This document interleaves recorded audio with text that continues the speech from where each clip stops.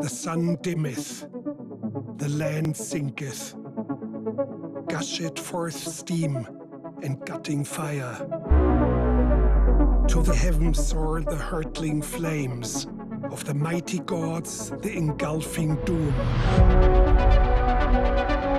It is hard to take your eyes off the fire that burns deep under our feet. This was a monstrous volcanic eruption, one of the largest in all of Earth history. Obviously, there was a scientific side to our journey, but what we were really chasing was the magical side, no matter how strange things might eventually get.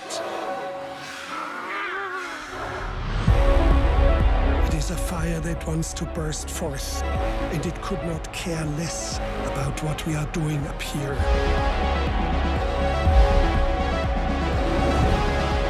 This volcano will destroy this world.